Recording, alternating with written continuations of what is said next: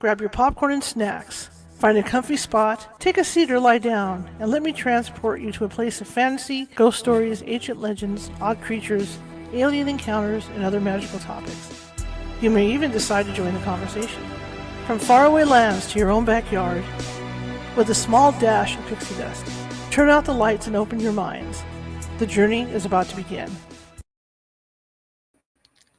Good afternoon, good evening, wherever you are. Some places it's still the afternoon. For me, it's the evening. And for folks on the East Coast, it's also the evening. My name is Charlotte, and I'll be your host tonight. I am the owner and operator of the California Haunts Paranormal Investigation Team, www.californiahaunts.org.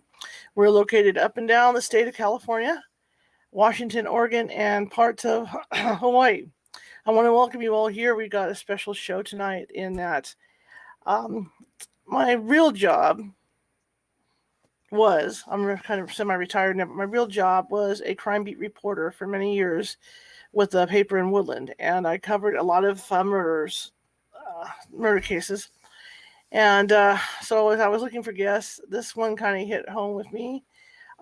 We never had, let me get this adjusted. I never had the opportunity to cover anything quite like this, but I've done, of course, like everybody else, reading about this stuff, but I have had my fair share of coverage for cases, like, murder cases. So I'm excited to have my guest on today. Her name is Lena Durholly. I hope I pronounced it right. I'm horrible with names, but I think you guys will find this very interesting and what this gentleman did, and maybe we can get into his psyche to see why he did it. Who knows why these guys do this? I mean, like right now, Scott Peterson just had his trial. Life, I believe it's life imprisonment without parole, so he doesn't have the death penalty anymore. But it's just so frightening and appalling when something like this happens. And yeah. Anyway, so without further ado, I'm going to bring the guest on. Okay. Hello. Hey, how are you? Good. How are you? I'm doing well, thanks. Thanks for having me. Sure, it's great. I'm glad you came on. Glad to be here. Thanks, Charlotte. Tell me about yourself. Well, I'm a licensed psychotherapist, and I'm certified in something called Imago relationship therapy. So that's sort of a relational type of therapy that we mostly do with couples, but I do work with individuals as well. And I am the author of the true crime book, My Daddy is a Hero, How Chris Watts Went from Family Man to Family Killer, about the Chris Watts case out of Colorado back in August of 2018. And I have another book coming out in April, but that's going to be nonfiction, not true crime. So I've sort of started to dabble into writing a bit more. That's great. What made you so interested in writing about Chris Watts? Well, I think I have to go back to a personal story, when I really think about why was I interested in writing about Chris Watts. In my 20s, I had been in a relationship with somebody with narcissistic personality disorder. And when you've never been in something like that before, or an abusive relationship before, you don't really fully understand what's going on while you're in it.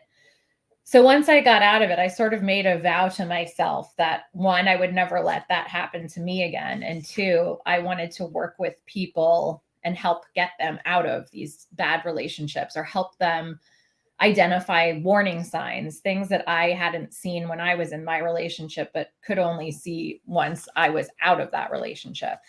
So, when I saw Chris Watts and watched the story unfold and explored more about him, what really baffled me was that he didn't have any of these typical warning signs that we would normally see in somebody who does something like this. So, I heard you just mention Scott Peterson. Scott Peterson, people kind of draw parallels between Scott Peterson and Chris Watts, but Scott Peterson was more of the typical type. He was sociopathic, but also is, very charming, sort of had that handsome, charming allure to him, was kind of a smooth talker. Whereas Chris Watts, while he, had worked out, and to a lot of people, I would say he was objectively good looking at the time of the murders, he was described as someone who didn't really have a personality, being, very dull, very quiet, very submissive. Usually, men who murder their spouses are very controlling and domineering, and he was the opposite. So I was really fascinated and also horrified at how could this woman, his wife, Shanann Watts, have ever seen this coming? I mean, there's no way she could have. Mm-hmm. And so I wanted to do a deep dive into understanding is how does someone who seems so quiet and passive and this perfect father and husband who has no history, no red flags, you go back through his childhood, teachers, peers, everything. Nobody had one bad thing to say about this man. So, it was sort of a deep dive investigation of my own to figure out how does somebody this dark, how are they able to hide that side of them for so long? So that was my motivation. Well, it's just like right now, everybody's really glued to their TVs and stuff over the Gabby Petito case too.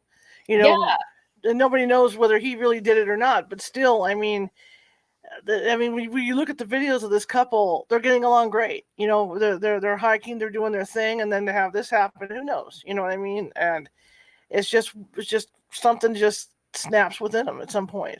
Yeah, I think it's interesting you bring up the Gabby Petito case, because when that was unfolding, a lot of friends were texting me, did you hear about this? It reminds me so much of Chris Watts. And so there are some parallels to this sort of social media presence and the seemingly perfect relationship that's presented on social media when it isn't necessarily like that. And as we've seen with the Gabby Petito case, Mm-hmm. we have the body cam footage in that where there's, specific altercation, looking at his social media, his Pinterest, he has an obsession with serial killers and really dark things and gore and violence. And while that on its own is not, a lot of us are, obsessed with serial killers and things like that. We don't go and murder people or even have the urge to, but we are getting a pretty interesting picture of Brian Laundrie, and getting some of those clues, which is interesting with Chris Watts. We didn't really have any of those clues until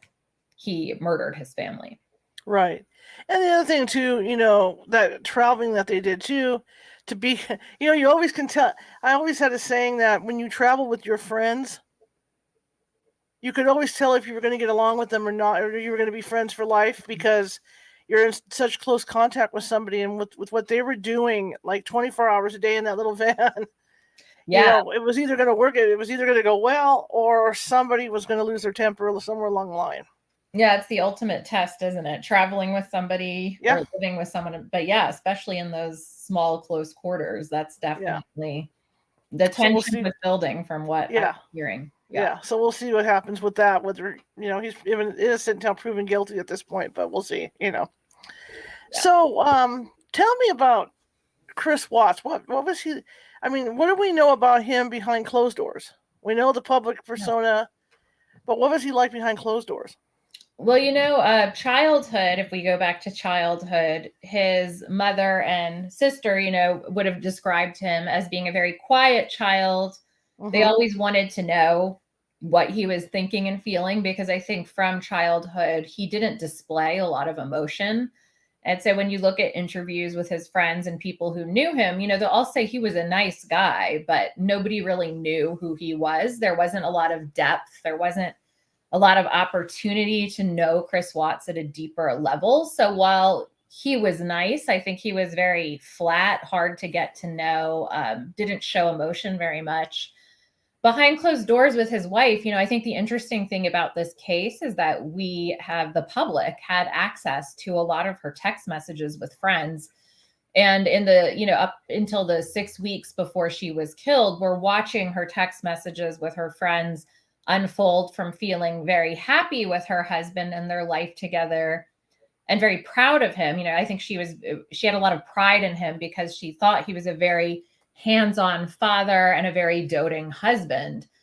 And so when he started having an affair, which was sort of one of the catalysts that led to the murders, she slowly started to see a change in his behavior, even through text messages and phone calls. And so she's texting with her friends, telling them, she's shocked. It's like the rug was pulled out from under her. this man was not the man she knew, and he changed, like that, just like 180 on her in a matter of weeks. And it was so shocking to her. It totally rocked her world. She was distraught and sobbing, so I think it really showed that, again, he really was this great actor, and he played this role so well that when he finally did have an opportunity to have his dark side come out, it was really sudden, it was out of the blue, and it was so different from the person his wife Shanann had known. So I think, again, that's one of the scariest parts of this case, and one of the things that I think fascinated so many people about it was, again, this idea that out of the blue, this seemingly supportive, loving husband and father could just turn on you like that. Not just turn on you, but, we have a lot of evidence that he was plotting the murders weeks in advance. And so, Wow. plotting the murders of his own children and his pregnant wife. For people who don't know the story, he killed his pregnant wife and his daughters, who were 3 and 4 at the time, just so he could start a life with a woman he had been having an affair with for a few weeks. So, that really, I think, shows the depravity of the type of person, Chris Watts is. When you talk about sociopath, I mean, when I think about a sociopath, I think Ted Bundy. He was like the perfect sociopath. When you talk about narcissists, what is the difference, to clarify for people that don't know, between a narcissist and a sociopath? Yeah, that's a great question. And, sometimes people get confused between what's the difference between a sociopath and a psychopath. And, that too. Sociopath and psychopath, they're so similar. I'll just kind of lump them in together. Although some people would say, psychopath is probably worse than a sociopath. But if we're talking about a psychopath, which is, the terminology I do use in the book, it's somebody without conscience, and it's somebody without feelings or attachments to other people, no empathy. So yeah, when you think about somebody like Ted Bundy, thinking about no empathy, impulsivity, likes risk, likes thrill, doesn't care about other humans at all.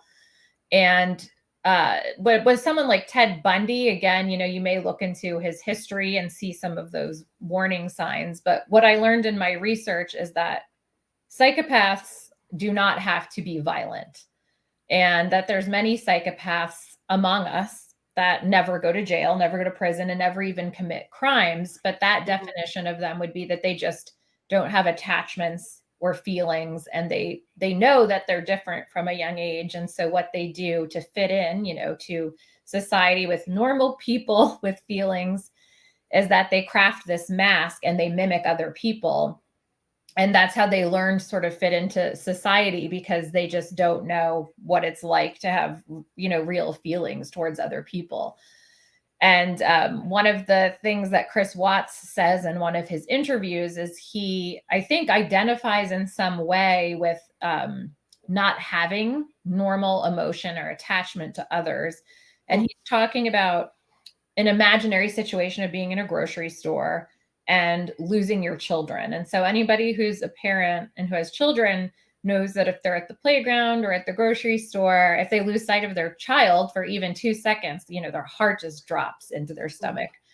But Chris Watts was, saying, if I lost my children in the grocery store, I wouldn't panic. I would just walk around calmly. And so for me, that was a real indication, of his psychopathy, because the psychopaths don't feel that panic. Although he did, arguably, when he thought he might be caught, that was the one moment where you could see anxiety building in him. But generally, again, losing his children at a grocery store is kind of a non-issue for him. He would be very calm about that. So that was just one thing of many that he said, I think, that gave a lot of indications that he wasn't fully, attached at all, actually, to his children, which is rare to have that real detachment to your own biological children. Narcissism is on a spectrum, and it has a lot of similarities to psychopathy. It's categorized by lack of empathy, entitlement, and exploitation of others. So psychopaths also can, definitely exploit others, have low empathy. But I think narcissists are less severe than psychopaths. On the spectrum, narcissists can have some empathy. There is there are situations, if they're not severely narcissistic, where you may be able to work with them and teach them empathy. So I think narcissism is thought of as something that's a little less severe than psychopathy, but still has a lot of the same traits. Narcissism is also very much categorized, when you look at it, as somebody who's very self-centered as well. And, there can be that vanity, that grandiose aspect to them where, they want to be the center of attention. They want everybody to look at them. But narcissists don't have to be like that either. And there's different subtypes of narcissism where it's basically just, the narcissist just wants to be recognized as superior, and they feel very angry when they're not, and they feel very entitled to special treatment. They want to be recognized by others. And so often narcissists care what other people think, and, psychopaths often don't. So there's some small differences there. Interesting. When you look at this case, and like you say, her text messages were kind of revealing, as things started, he started changing. How was he at that point? How was he at home with his family? I mean, when she talks about changes, what changes are we talking about? Well, what happened was Shanann, his wife, was in direct sales, and so she worked from home. The kids were not in school or daycare at the time, over the summer. So both her and Chris's families lived in North Carolina. So she took their girls for 5 weeks to North Carolina, and he joined them, I believe, for the 6th week of the trip. So they were gone 5 weeks, and he was only there for the last week. So the second they left town, he had a little flirtation with the coworker going a few weeks before they left through text message. But the second they left for North Carolina, he, went full force into a physical sexual affair with his affair partner. And so they weren't ever around Chris while the affair was happening. And so the only thing she was seeing was, he wasn't as available to talk to her on the phone. She would call him and he wouldn't pick up. He seemed disinterested, which was normally not the case. At one point, though, the weeks he was into the affair, maybe 3-4 weeks in, right before he was supposed to meet them in North Carolina, he actually did tell Shanann that he was thinking about separating from her. And this was a shock to her because, right before they left for North Carolina, she was telling her friends how intimate they were, how they had sex in the pantry, right before, like everything was normal and fine. And so that was the shocking, that he gradually seemed more and more distant until all of a sudden, just out of the blue, he's like, I want a separation, when she's pregnant. And he was the one, I guess, who wanted the third child. So she was shocked about that. You wanted this third child, now I'm pregnant, and now all of a sudden you want a separation, So she was really confused. And when he finally arrived in North Carolina, he was really distant and cold with her. And that really, really shook her. So it was very different. He was like two different people from right before they left to North Carolina until she left. He became a completely different person to her. And how long were they married at this point? 6 years married and together for 8. So they dated for 2 years before they got married. Well, technically, they were still in what they call the honeymoon phase, too, at this point, at this time in their marriage. Yeah, honeymoon phase. Some people have the phrase, the 7-year itch. It just depends on the couple. But yeah, they had settled in more. They had 2 little kids, which is really draining. So they had these responsibilities when you have young children and work and things like that. And so they fell into a routine like any other married couple with young children.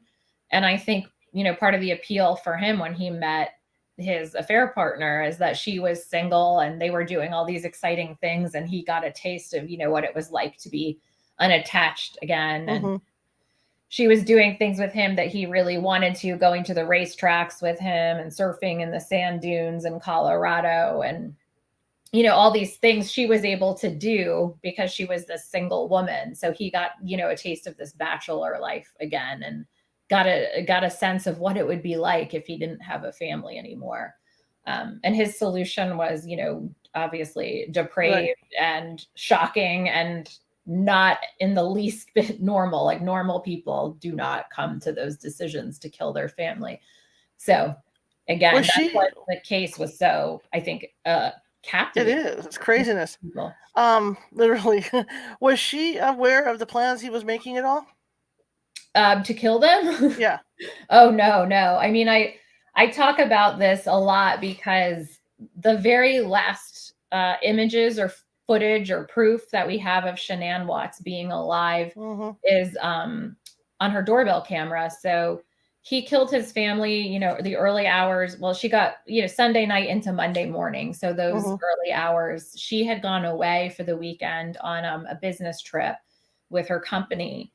And she had left the kids with him. So I think she left on a Thursday or Friday, and she was supposed to get back Sunday night, and the flight was delayed by bad weather. So she got in around 1:45, 2 a.m. on the Monday morning.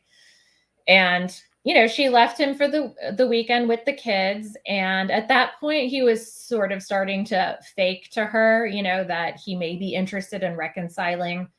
I believe that he was just telling her what she wanted to hear because he knew that she would no longer be in his way anymore.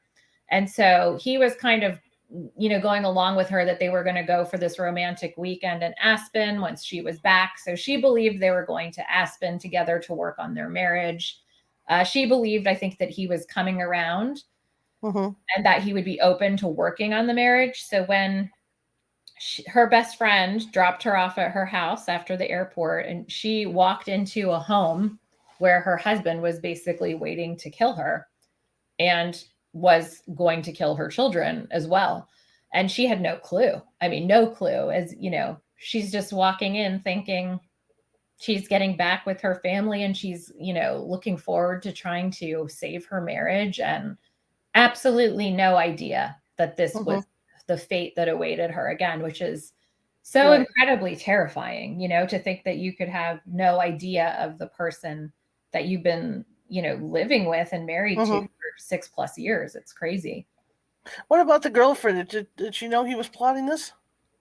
I think that's up for debate. Like, that's a big topic in the community of the people who discuss this case, is that some people really believe that she had something to do with it. And then some people believe that she had nothing to do with it at all. Now, did she know he was married? She would say she didn't, but, or that she thought he was getting separated. I think most people think that she was probably well aware that he was married. Shanann Watts's Facebook profile was public, so anybody could search, Google search and find out. She was posting about her husband all the time.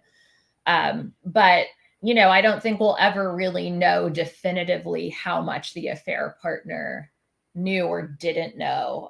She had her cell phone card destroyed. There wasn't a lot of evidence. She deleted a lot of the text messages between them.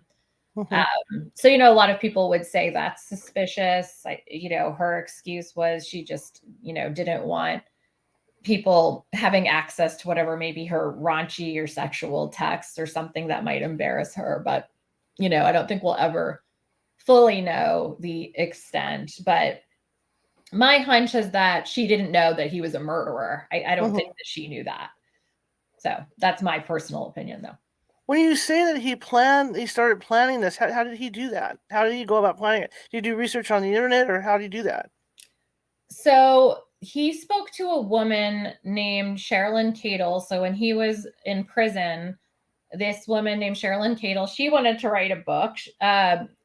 She was really the only person, that he agreed to see and was going to, write a book. But I think his thinking and what she approached it as sort of being a religious woman, and that this could be a book about his path to redemption, through Jesus Christ and Christianity.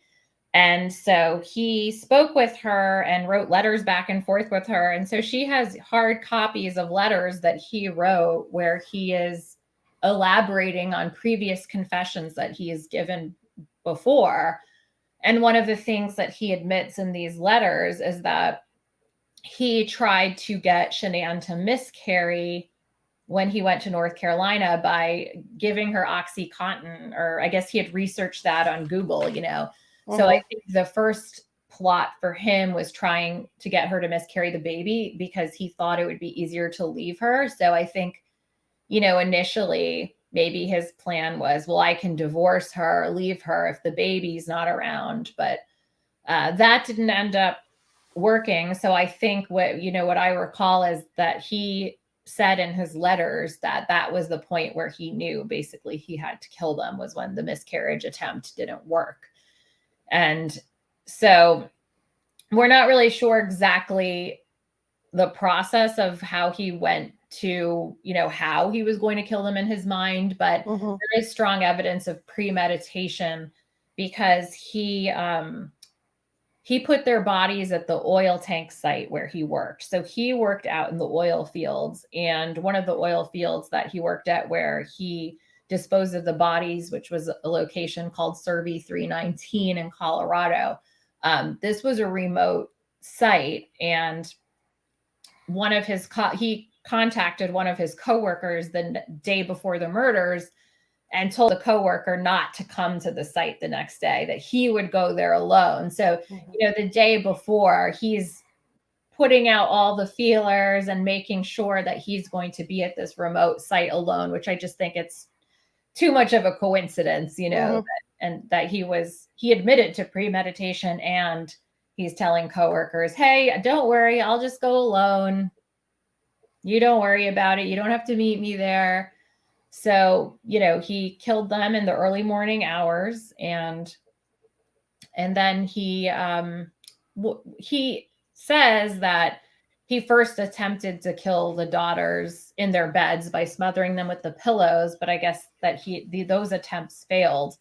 But he had strangled his wife in her bed, and so she was already deceased, but the girls were still alive. So, you know, he loaded her body into the truck, which was actually one of the pieces of information that really cracked the case. His neighbor had a security camera outside. The camera was pointed at Chris Watts's driveway.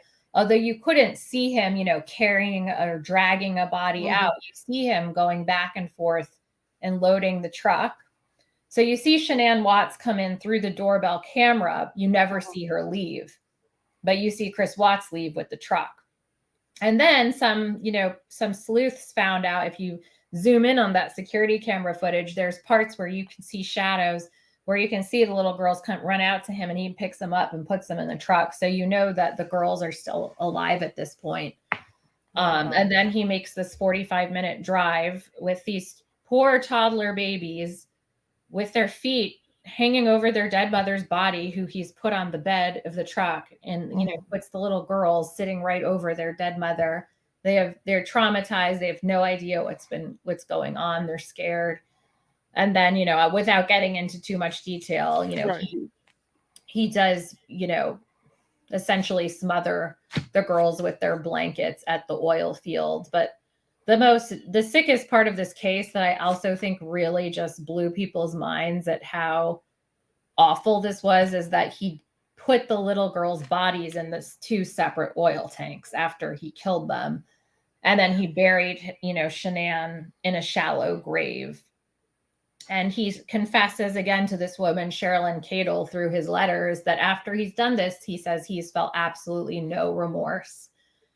And that, you know, the first place his mind goes is, did he remember to feed the dog? You know, things like that. And so then after that, he texts his girlfriend a picture of a sunflower. He goes to work, you know, is acting totally normal. He calls his real estate agent and says they're going to put their house on the market. He calls his children's daycare and says they're not going to be coming back to school anymore. So all of a sudden he's killed them. And within hours, he's making these plans, you know, to sell his house, to take his kids out of school with no explanation. And so he's really brazen and emboldened, if you think about it, you know, that absolute no remorse. He just killed his entire family in cold blood with his bare hands. And then he's going about, you know, playing fantasy football and things like that, and signing up for the fantasy football league. It's just really, it's just so surreal to think about someone's capable of this. You can't imagine what those little girls were going through too. Like you say, he had them sitting in the back, with their feet literally almost on their mother, I mean, so this on is the the body. worst part of all of it. It's absolutely zero empathy for his own children. I mean, any normal person has empathy for children in general. I mean, but to put your own children through that is the most selfish, heinous, disgusting. Like, that's the psychopathy in it for me, really, is like that there's no remorse, there's no empathy, there's no attachment to your own children whatsoever. It just pure selfishness. Like, all he wanted was them out of the way so he could have this new life, and he just disposed of them like garbage, just like they were garbage. It's crazy. I think none of us can wrap our heads around it. So how did he get caught? Did somebody turn him in? Did he talk to did he tell somebody what he did? Or Well, I think a lot of people believe that he didn't have time to cover his tracks. So what's really interesting is Shanann Watts was a very social person. She had a lot of really close friends, and she was constantly in touch with them. She'd be signing on to Facebook at 7 a.m. So her best friend, Nikki, had dropped her off. They were on the work trip together, and she had dropped her off from the airport the evening she was killed. The next morning, Nikki knows that Shanann has an appointment with her obstetrician to check on, the baby and how the baby's doing. And Shanann isn't responding to texts. She misses her OB appointment. So the friend goes to check, see, did she show up to her OB appointment? So the friend starts getting concerned. At this point, her friend is not thinking that they've been murdered, but she knows that Shanann's pregnant. She's got toddlers. She also had a couple autoimmune diseases. So I think she was worried she might have passed out and needed help.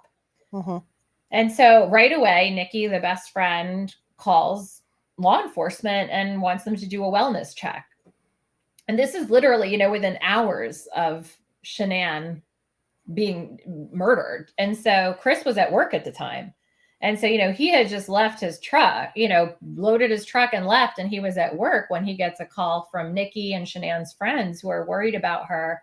And they're saying, hey, Chris, we're going to call the police. And then he's like, no, don't call the police, trying to get them to not do that. But the police show up for a wellness check. And Chris comes home, and Chris lets them in the house. And while they're in the house, they discover a lot of really strange things. One, Shanann's car is still there. They live in Colorado. It's not New York City where you can just, walk places. The car seats are still in the car. Her wallet's there, her medication, her car keys, everything is there. And so it's starting to look really bizarre. How did this woman leave with her 2 children, without any of her stuff? And so as they're going through the house, they find her cell phone in the couch, and under the couch cushions.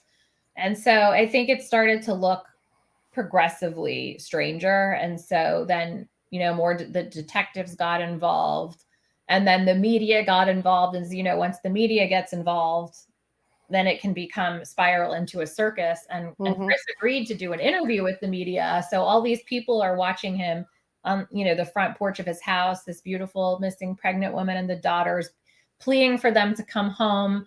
But anybody who watched that video felt it was super disingenuous. Everybody had that gut feeling something's not right with this guy. Right. So, the pressure was on. And then they got him into, the Colorado Bureau of Investigation got him in to do some questioning. They got him to take a polygraph. He failed the polygraph, so they kind of forced him into a confession. But his initial confession, he lied and said that he didn't kill his children. He said that Shanann came home. He told her he wanted a divorce, and she freaked out. And then she went and strangled the children. And then he went and, strangled her in a fit of rage. So that was the story he was initially telling. That didn't hold up well, because when the autopsies came back of the children, their cause of death was smothering and not strangulation. So there was a lot of discrepancies with the stories. And then instead of going to trial, he ended up pleading guilty to all 4 counts of murder. including, the baby, the 2 girls, or it was a termination of the pregnancy, unlawful termination of a pregnancy, and then the murders of Shanann and the girls. But at that point, he hadn't confessed to anything. He just had pleaded guilty. Months later, the detectives, were still haunted by this case. So they flew out to his prison in Wisconsin and extracted the first confession of him, where this was the first time where he admitted to killing the children as well as Shanann. And it wasn't just, hey, I'm pleading guilty. He actually said and described how he did it. And then after that, the letters that he wrote to Cheryl and Cadel came out, and all of those different confessions. And the confessions and the stories, they just kept getting worse and worse and worse. Just when you think it couldn't get any worse, it did, and he just really turned out to be a really, really sick person. But again, he hit it so well. He hid it from everybody who knew him. Could it be a case too that maybe it was the perfect storm with this other woman, that maybe she was able to trigger whatever that was hiding within him? Yeah, it could very well have been that. Yeah, I think it was always within him, but he never had an opportunity or never like a reason to do it, and this somehow gave him a reason. When I was studying psychopaths for this book and learning about them, one of the most interesting things that I found was that they say when a psychopath runs into a problem, they will look for antisocial solutions. Whereas if a normal, I keep saying normal person, someone who's not a psychopath runs into a problem, they look for what they call pro-social solutions. So Shanann was the example of the person looking for pro-social solutions. So the marriage was in trouble. She was reading self-help books and sending them to him and trying to get him into counseling. And also she was reflecting inward and saying, what did I do wrong? How can I change? How can I help you? What do I need to do differently? Whereas, his mind went to, how can I force a miscarriage in my wife? And then how can I murder my family? So again, it just shows you how the 2 different minds operate, when given a problem. That was where his mind went on how to solve the problem. From the time he started plotting to murder his family to his arrest, how much time had elapsed? Oh, just weeks. I would probably say maybe 3 weeks. Maybe 3 weeks. Because the real plotting, I think, started right around the time when he was in North. So maybe even 2 weeks. It might have been 2 weeks since he started plotting to the time he was arrested. So we'll say 2 to 3 weeks. Okay. And the oil drums, that intrigues me. Did he lead the police to the oil drums, or did somebody find them? Yeah, so he, in his confession, he told them where the bodies were.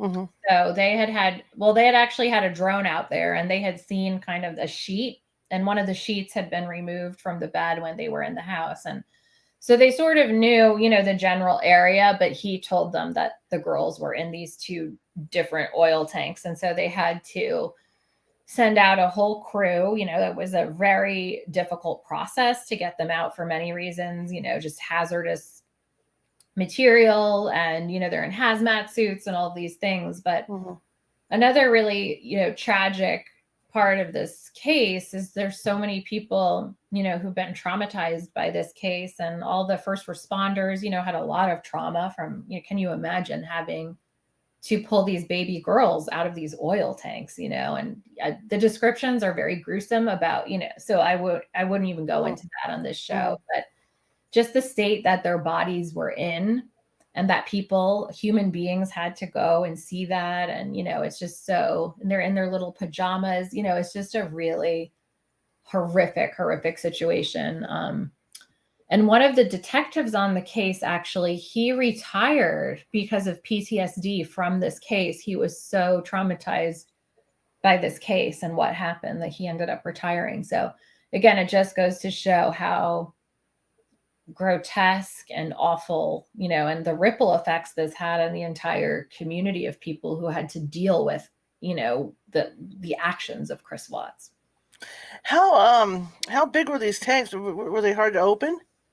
Well, I forget, but the hatch was really small. It was like maybe, 8 inches around, this circular, where he even said in one of his confessions, that they had a tuft of hair on the tank because he had to force the bodies in through this really small passageway. So while the oil tanks were, large in itself, the openings were very small. So. Okay. Yeah, because I was wondering, because, they say that people that have those mental issues, their strength is like twice of what it normally would be. Yeah, I think, rage and aggression, and he was in an enormous amount of rage and hatred for his wife at the time of the killings. And I think there was also interesting, he was a huge Metallica fan. And I always have to say, I'm not blaming Metallica, and I'm not saying him listening to Metallica music made him do this. But after he killed them, he Googled the lyrics to this Metallica song called Battery. And there's these lines in Battery about aggression and lunacy has found me. And then there's a line about cannot kill the family. I mean, he Googled it minutes after, 10 minutes after he killed his family. And it's about aggression and, lunacy. And the song is not about what Metallica wrote that song. It was not about killing a family or anything like that. But it's also interesting when, the song's called Batteries, think of oil tanks, batteries, things like that. So there's all these parallels. But when I say what's, interesting about that is I think the Google search showed you the state of mind that he was in, which was just, aggression and rage, and taking all of that aggression and rage out on innocent people.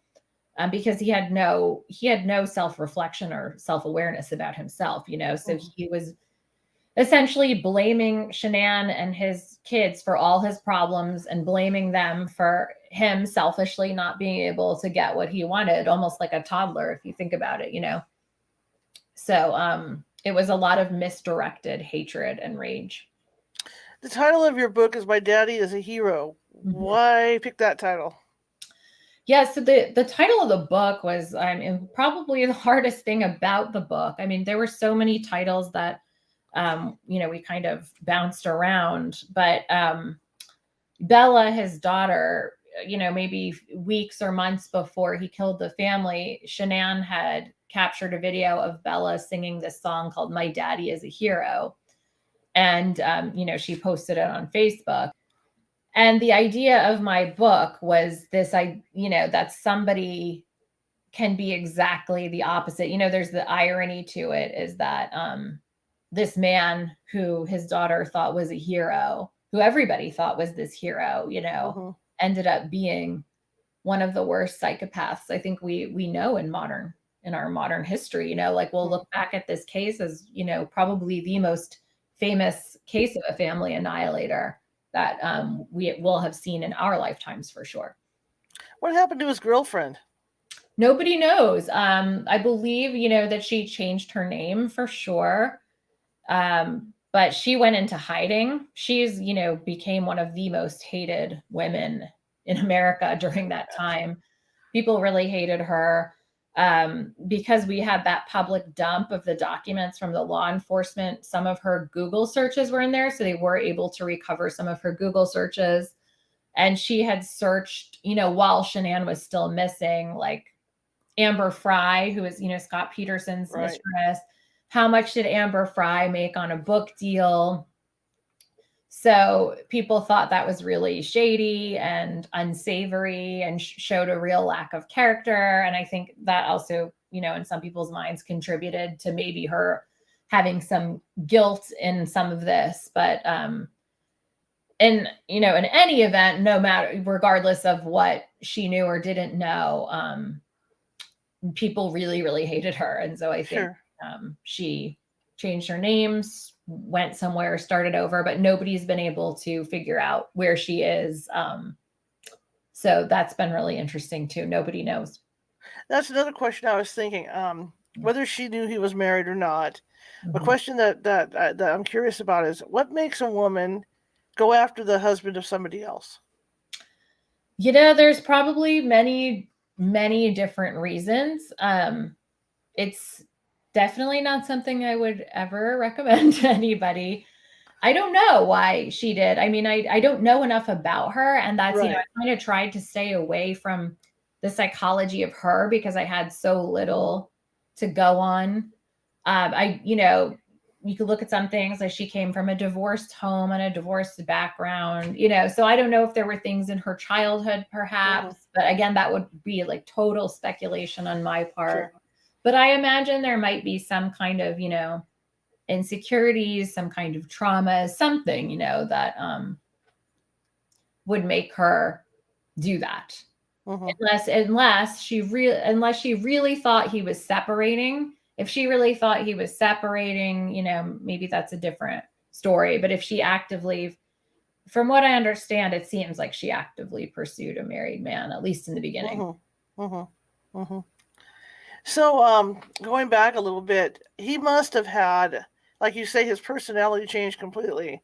So he must have been really short-tempered with the family, to the buildup of this, because he was so happy to be going out and doing his own thing, and he'd have to come home and have to get into that routine. So he must have been real, just like you say, the disposition. I mean, nasty, everything. Well, again, they weren't together that long. So when they were in North Carolina together, he was definitely very cold. Shanann's mother noticed he was driving really fast. So he was short and cold and aloof while they were on vacation in North Carolina, really distant. And again, that was totally different than how he had always been. When they got back to Colorado, there was really only a few days that they were together before she left again on that trip. So the time that they had together before he killed them was days, maybe a week, 10 days at most. But it was almost nothing. It was really like he made this decision, this quick decision, and he implemented it right away. Like he made up his mind and he was going to do it. From your perspective, in your knowledge of the way the human mind works, up to the point that he killed her, that final result, what do you think his mind thought of her? Because I know, he had, like you say, he had this really cool life going with the mistress, but what was he thinking, when he looked, dang, sorry about that, when he looked at her? That's what I get for being Italian and moving my hands. Yeah, his wife, you mean? Yeah. I think he hated his wife when he killed her up until that point. Again, I think he irrationally blamed her for a lot of problems. He was very passive and she was, very much in control of the relationship, but that was because that was how he portrayed himself to be since the very beginning.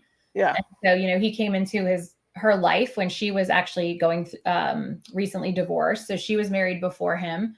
She was struggling with a lot of health issues. She was at a very weak and dark place in her life. And he kind of swooped in and, acted like this Prince Charming. And really, she wasn't really interested in a relationship. She tried to push him away, but he came on really strong and he would sort her medications and pill boxes and drove her to her colonoscopy, within weeks of knowing her.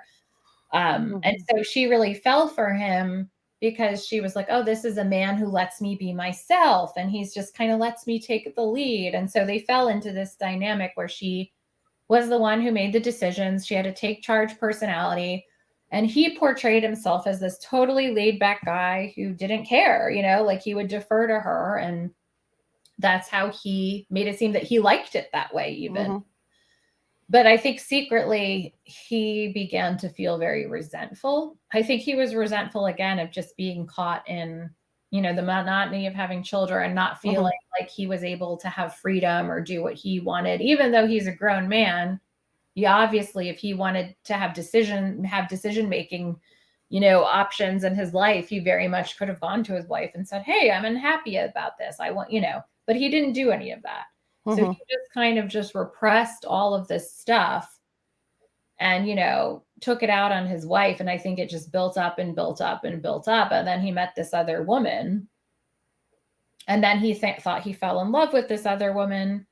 And then in his mind, he had even more of a reason to hate his wife. And then by extension of that, hate his children, because again, they were preventing him from getting what he believed that he deserved and that he was entitled to, which again is, the narcissism in him, that I'm entitled to all of this my family's in the way. I'm just going to murder them so I can have what I want. I can kind of, in a way, you can kind of see his point of view in a twisted sort of way, in that, he goes out with the other woman and he's got this great life going on. There's no responsibilities. And then he goes home. You got two young kids that are screaming all the time. So you know how kids are.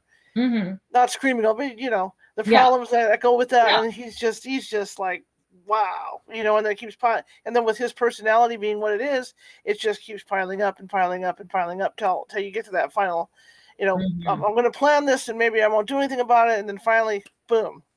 Right.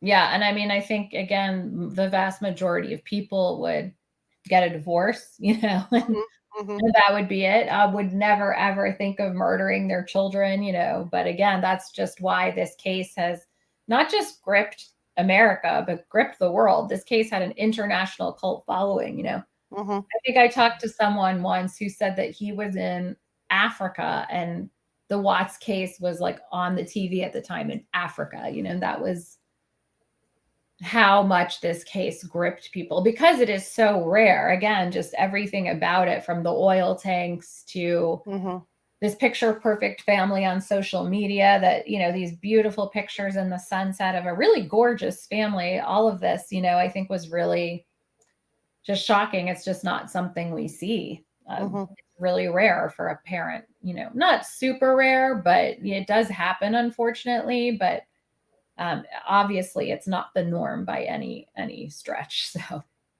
So you think this thing was pre-planned? He just didn't gather them up and take them to where he was working? Because, I mean, that would have been easy access for him because he knew he had those tanks there. Yeah, I think it was pre-planned just because at one point he said it was that, he had decided at one point, that he had to get rid of them, I guess, in his mind. But also I just think that the setup of making sure he was alone at the oil fields, shows strong indication of premeditation. There's another thing that I didn't talk about that I do talk about in my book as other evidence of premeditation. A few days before he murdered his family, he was at home with the girls alone, while Shanann was on that trip. And the girls were playing with one of these like life-size dolls, I don't know, it was like maybe, that big. And they put the doll on a couch and covered it with a tarp. It was like a twister mat, but it was like not the side with the circles, the white part. And so the doll looked like a corpse. Its feet were just sticking out, and it's on this black leather couch. And this is a few days before Chris murders the family. He takes a picture of that doll under the tarp that looks like a corpse in a body bag. And he just texts it to Shanann with no caption. That's it. This is a few days before he murders the family. It's so creepy. It was on her social media. She posted it to her social media with like, laughter emojis, like it was, a joke. And she was making jokes about it. Like, hey, at least, they have each other's backs. They're covering each other, things like that. And people were joking about it. But, I believe it was a taunt to her. I believe, again, like it had in his mind, like he knew what he was going to do. And this was the sick, depraved part of him is like, oh, this is like the foreshadowing of what's to come. It's really creepy, actually. Let's talk about his parents and her parents. I mean, what did his parents say after this happened? What was their reaction? I think their initial reaction was they at least desperately wanted to believe that Shanann had killed the kids, They didn't think their son could do any wrong. They stood by him. There was a lot of criticism towards them for how much they stood by him. They also, said bad things about Shanann and the press, and they weren't talking very favorably about her. It just wasn't a good look, I think. But I think a lot of their refusal to believe that he did that. And also there's a lot of refusal of accountability, I think, from that family. Again, maybe that's an indication into like how some of his narcissism developed, is that he could never do any wrong. Like he doesn't have to ever be held accountable. It's always somebody else's fault. Shanann was the bad one.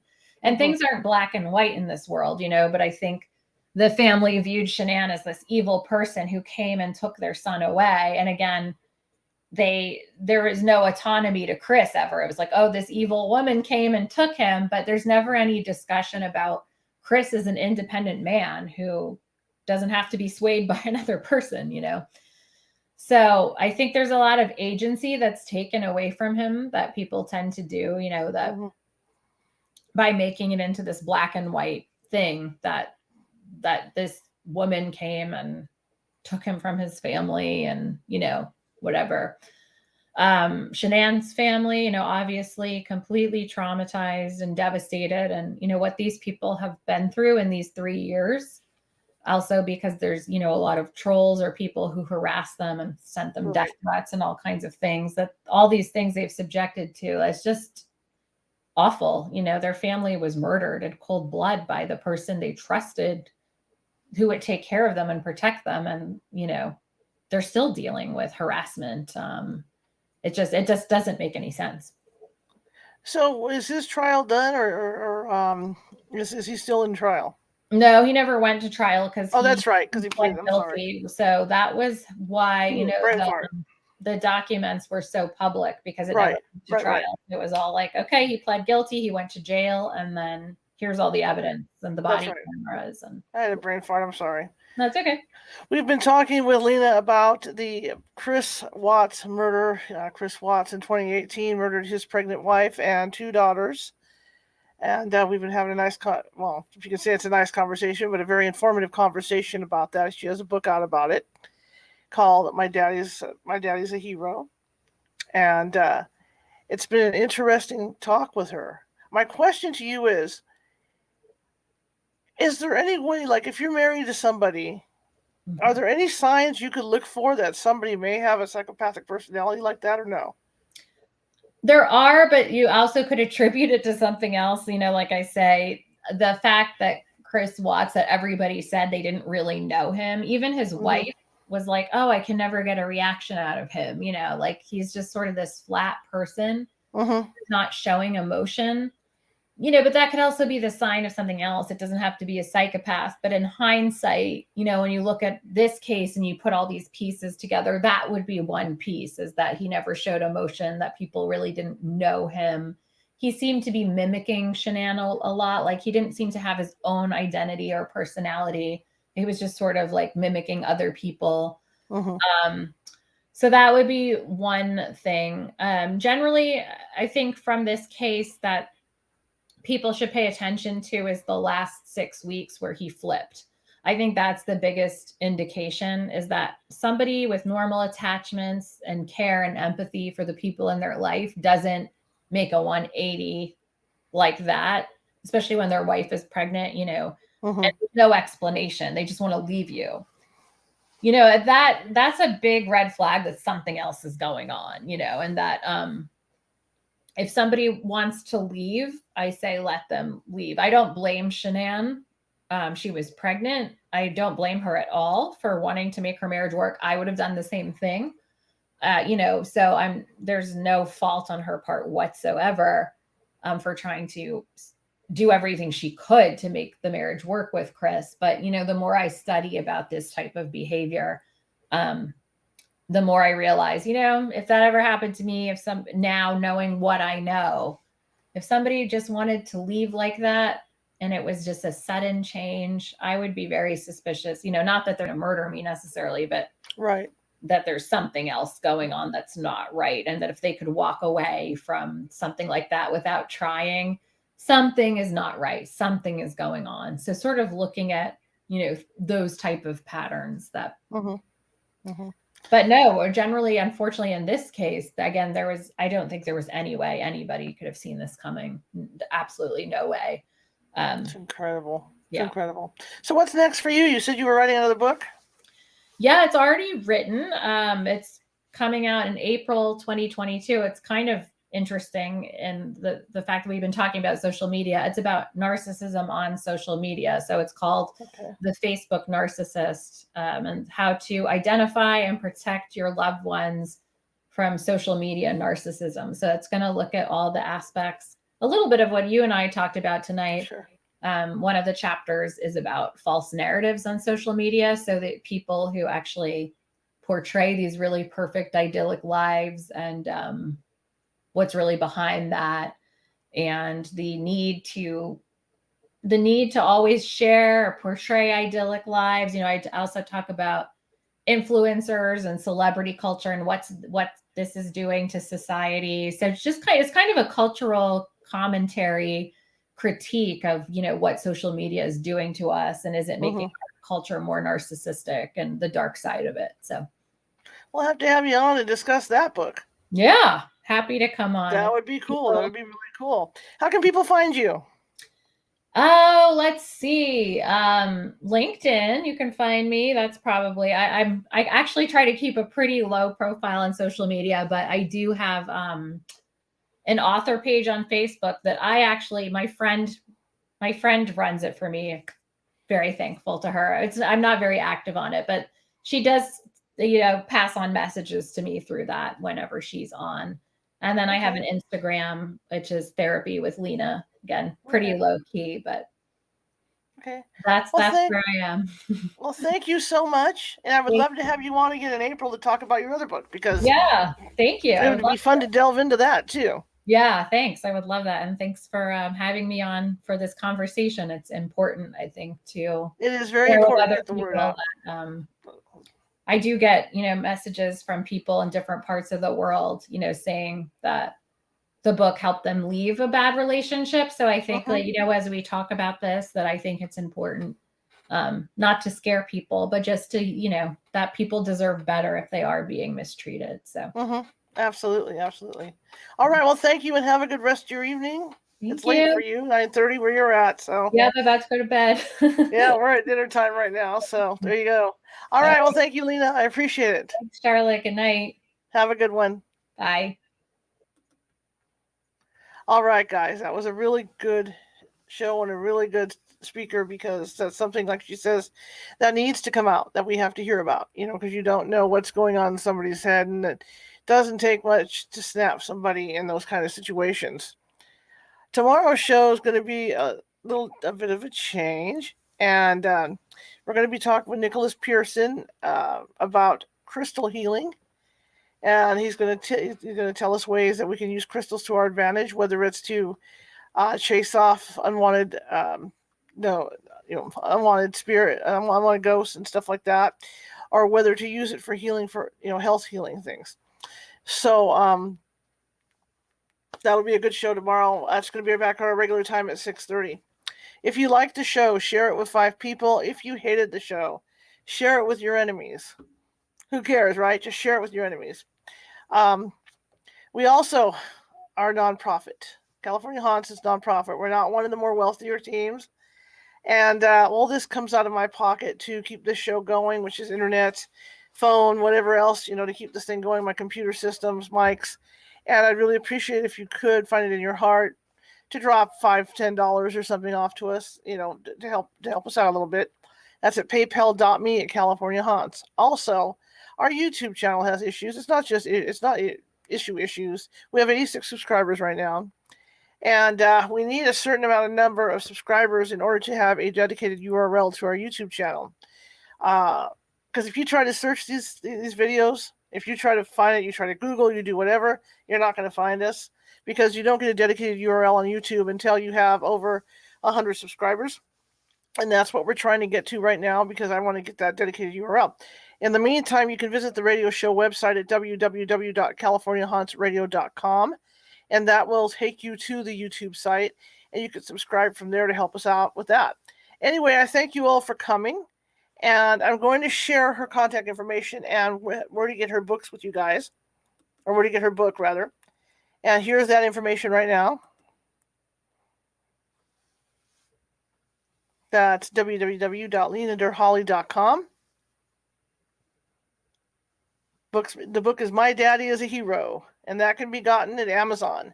So flip on over to Amazon and get her book. She's got in Kindle format and all that good stuff. So you guys can get it there. Okay, and I will see you guys tomorrow at 6:30 p.m. Pacific for another round of Let's Have a Good Radio Show. Anyway, I'm just teasing tonight. Again, I will see you with Nicholas Pearson tomorrow. Crystal Healing. Have a good evening and later.